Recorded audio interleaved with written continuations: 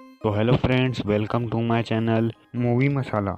इस वीडियो में मैं 7 मूवी की हिंदी एक्सप्लेनेशन करूंगा। ये वीडियो का सेकंड पार्ट है। अगर आपने इस वीडियो का फर्स्ट पार्ट नहीं देखा है तो उसकी लिंक डिस्क्रिप्शन बॉक्स में है, पहले जाकर वो देख लीजिए, उसके बाद ये वीडियो देखना। तो वीडियो को स्टार्ट करते हैं।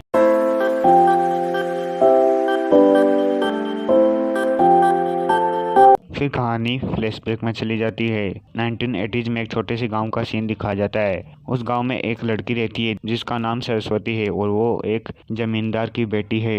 और उसी गांव में एक आदमी रहता है जिसका नाम कृष्णमूर्ति होता है। वह स्टेज पर नाटक परफॉर्म करता है। सरस्वती उससे बहुत प्यार करती है, वो उसके बिना नहीं रह सकती। सरस्वती कृष्णमूर्ति को अपने पास इमेजिन करती है। वो हर एक बात अपनी डायरी में नोट करती थी। सरस्वती कृष्णमूर्ति से किसी भी तरह शादी करना चाहती थी, इसलिए वह एक प्लान बनाती है। वह एक दिन कृष्णमूर्ति की तरफ से अपने आप को एक लव लेटर लिख देती है और उस लेटर को पोस्ट बॉक्स में डाल देती है। जब अगले दिन पोस्टमैन उस लेटर को लेकर आता है तो सरस्वती उसे कहती है कि मुझे थोड़ा पढ़कर सुनाओ। पोस्टमैन पढ़ता है, मेरी प्रिय सरस्वती। इतना कहने पर सरस्वती उसे चुप करा देती है और कहती है कि ये बात किसी को मत बताना। फिर वह पोस्टमैन यह बात पूरे गांव में फैला देता है कि कृष्णमूर्ति और सरस्वती के बीच कुछ चल रहा है। यह देखकर सरस्वती बहुत खुश होती है क्योंकि उसका प्लान कामयाब हो गया था। लेकिन कृष्णमूर्ति किसी और लड़की से प्यार करता है और उस लड़की का नाम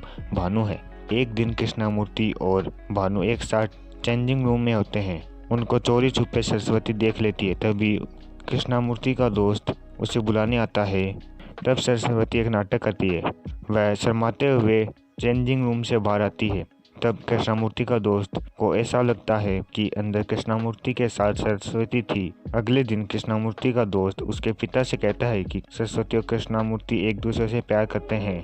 सरस्वती के पिता उसकी डायरी पढ़ लेते हैं और उसे डांटने लगते हैं कि तुम उस नाटक वाले से कैसे प्यार कर सकती हो। उसकी और हमारी हैसियत में बहुत फर्क है। तुम दोनों की शादी मैं नहीं होने दूंगा। लेकिन सरस्वती उनसे कहती है कि वो उससे बहुत प्यार करती है। लेकिन सरस्वती के पिता नहीं मानते। उसके बाद सरस्वती को गुस्सा आ जाता है और वह अपने पिता को ऊपर से नीचे धक्का देकर मार देती है। उसके बाद कृष्णमूर्ति के पिता उसके पास आते हैं और कहते हैं कि अब उन्होंने एक फैसला लिया है कि तुम्हारी और कृष्णमूर्ति की वह शादी करवाएंगे। तभी दूसरी तरफ भानु के माता पिता और उसके पूरे परिवार की एक एक्सीडेंट में मौत हो जाती है। लेकिन किसी तरह भानु बच जाती है। कृष्णमूर्ति के पिता कृष्णमूर्ति के पास आकर कहते हैं कि उस लड़की का हमें ही सहारा बनना पड़ेगा। उसके पिता सरस्वती के बारे में बात कर रहे होते हैं, लेकिन कृष्णमूर्ति को लगता है कि वह भानु के बारे में बात कर रहे हैं। उसके बाद कृष्णमूर्ति शादी के लिए मान जाता है। शादी के दिन सरस्वती जब उसके सामने आती है तब कृष्णमूर्ति कहता है कि ये लड़की कौन है, मैं इसे नहीं जानता। तब उसके पिता कहते हैं कि ये तुम क्या कर रहे हो बेटा, तुम्हारी और सरस्वती के प्यार के बारे में। तो सरस्वती कृष्णमूर्ति को अपने पास इमेजिन करती है। वो हर एक बात अपनी डायरी में नोट करती थी। सरस्वती कृष्णमूर्ति से किसी भी तरह शादी करना चाहती थी, इसलिए वह एक प्लान बनाती है। वह एक दिन कृष्णमूर्ति की तरफ से अपने आप को एक लव लेटर लिख। शादी की रात को सरस्वती के पास कृष्णमूर्ति आता है और कहता है कि तुम सबको झूठ क्यों बोल रही हो, मैं तुम्हारी सच्चाई सबके सामने लेकर आऊँगा। तब सरस्वती कहती है कि मैं तुमसे बहुत प्यार करती हूँ और मैंने ही अपने पिता को मार डाला और भानु की पूरी फैमिली को भी मार डाला। कृष्णमूर्ति पूरे गांव वालों को सच बताने बाहर चला जाता है। लेकिन तभी सरस्वती एक नाटक करती है। वो अपने आप को चोट पहुंचा लेती है और कहती है कि कृष्णमूर्ति ने ही मुझे मारा।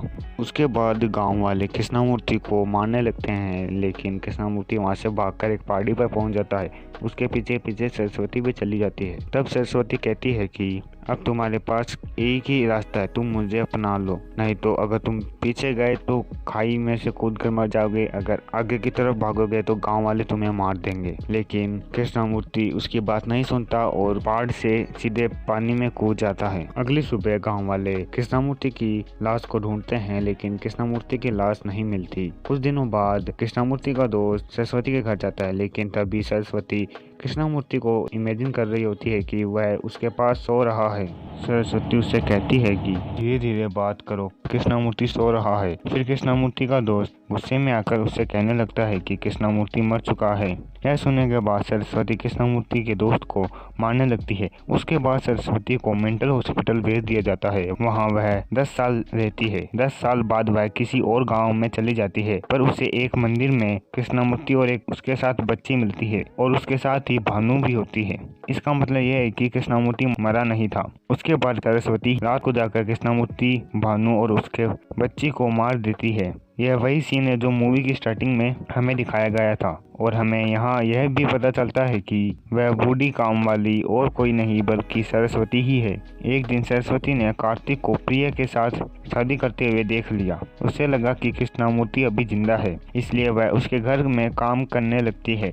उसके घर में कृष्णामूर्ति के परिवार की फोटो थी। उस फोटो के अंदर एक छोटा बच्चा भी होता है। इसका मतलब यह है कि कार्तिक कृष्णामूर्ति का ही बेटा है। सरस्वती ने कृष्णामूर्ति के बेटे को नहीं मारा था, लेकिन अब वह कार्तिक को भी मारना चाहती है। दूसरी तरफ एसीपी विजय कार्तिक के पास आता है और वहाँ हमें यह पता चलता है कि जयकांत एसीपी विजय का ही आदमी होता है। फिर विजय उन लड़कियों से पूछने लगता है कि तुमने कार्तिक को क्यों फंसाया। वह तीनों लड़कियां अपनी कहानी बताने लगती हैं कि वह तीनों फ्रेंड है और वह एक रात को कहीं जा रही होती हैं। तभी कुछ गुंडे उन्हें छेड़ने लगते हैं। तभी सरस्वती अपने कुत्ते के साथ आकर उन्हें बचा लेती है। फिर रम्या सरस्वती से कहती है कि आपने हमें बचाया, हम आपकी कैसे मदद कर सकते हैं। तब सरस्वती कहती है कि रहने दो, जो मैं चाहती हूँ वो आप नहीं कर सकती। फिर भी रम्या उससे पूछती है। सरस्वती एक झूठी कहानी उन्हें बताती है कि एक लड़के ने उसकी बेटी की जिंदगी खराब कर दी है और अब उसे वह मारना चाहती है।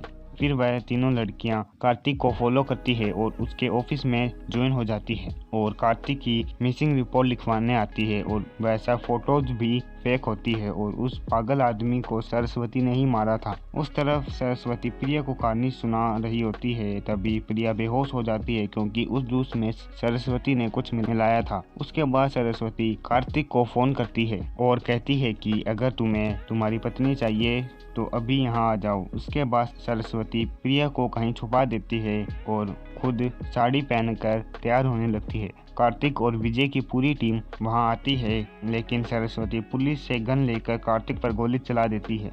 लेकिन उससे पहले सरस्वती पर पुलिस गोली चला देती है और वहां सरस्वती मर जाती है। उसके बाद पुलिस प्रिया को ढूंढ लेती है और इस मूवी का एंड हो जाता है। तो दोस्तों ये थी 7 मूवी की हिंदी एक्सप्लेनेशन। आपको वीडियो कैसी लगी कमेंट करके ज़रूर बताना और चैनल को भी सब्सक्राइब कर देना।